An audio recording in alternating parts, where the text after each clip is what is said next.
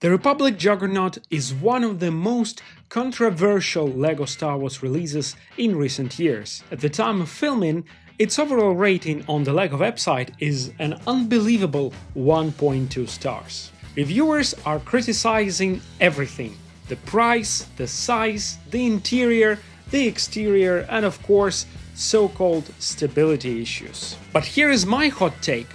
This set is nowhere near as bad as people claim, and I think it deserves a second look. But before we dive in, make sure you subscribe to the channel if you want more Star Wars and LEGO content like this. This is the fourth LEGO model of the Republic Juggernaut. All previous versions were marketed as turbo tanks, so I'm actually happy LEGO finally went with the proper name. And yes, this is the smallest Juggernaut LEGO has released so far, no doubt about it. From a Star Wars lore perspective though, that's really not a big issue. There were several variants of Juggernauts in Extended Universe. The transport we see in Revenge of the Sith is the A6 Juggernaut, but there was also the A5 variant, which is roughly half the size of the A6, so a smaller model still makes sense in universe. Now back to the set itself. I'll be honest, this is not my favorite Juggernaut. My personal favorite is still the 2010 version. That said, the 2025 model has several clear improvements that really shouldn't be ignored. The overall proportions between the wider and narrower sections are better than ever. In my opinion, this is the most film-accurate Juggernaut LEGO has produced so far in terms of silhouette. My favorite improvement in the entire set is the blue-tinted cockpit windows at both the front and the rear. They look fantastic and are a massive upgrade over previous versions. You can actually see the minifigures through the glass. In all the sets we had transparent pieces awkwardly slapped onto grey panels, and let's be honest, that never looked great. The front command cabin looks excellent, probably the slickest one LEGO has done. It features a sticker with colored details inspired directly by the film, and I genuinely prefer this over the solid dark red pieces used in older versions. The same dark red accent details continue along the sides of the vehicle, adding some nice visual contrast. The center tower does look a bit awkward, but honestly it always has. That's a scale issue between minifigures and vehicles, and it's something that will always look slightly off in playsets. The top laser cannon though looks great. If you compare it to appearances in the Bad Batch, it is surprisingly accurate. There are also two additional side cannons with stud shooters, a clear play feature and probably a welcome one for kids. Moving toward the narrower midsection, I like the detailing here too. The design looks more consistent than previous versions. The rear cabin isn't quite as strong visually as the front, mainly because of the panel gaps, but there are still some nice details, including multiple stickers on the rear and side panels. On top there is a manned turret with a stud launcher.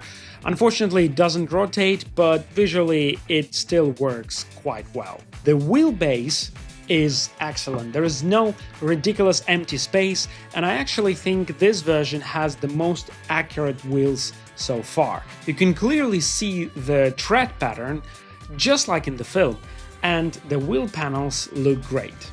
The Juggernaut rolls very smoothly and still uses the classic tilt steering mechanism we've had since the very first version. What's clever here is that instead of long Technic shock absorbers with springs for the middle wheels, LEGO uses rubber dampers, and it works perfectly. Massive respect to the designer for that solution. Now let's talk about the interior, because the criticism here really doesn't make much sense to me. Previous Juggernauts barely had interiors at all. They were mostly empty shells where you could stack clones or store a small walker. In this version we get 5 proper trooper seats, plus storage for blasters and backpacks, which is especially useful for pilots since minifigures can't sit properly with backpacks on. The command cabins look great thanks to the stickers, One show control levers and buttons, and other features a targeting display with enemy units and MTTs marked, a really cool and immersive detail. You can access the troop compartment and front cabin by opening the side panels.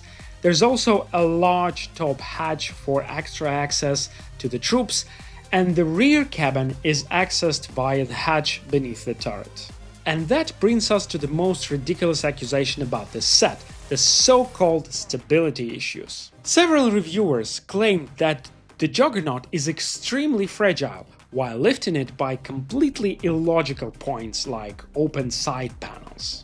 Another comment was that if you drop it from 1 foot, it shatters. Again, let's skip the question why someone would drop the LEGO set, but let's try it out anyway. Here we go. Nothing is broken at all, just the panel detached, but it is not really connected to anything. There was a comment that it falls apart if you breathe on it. Should I disprove it too?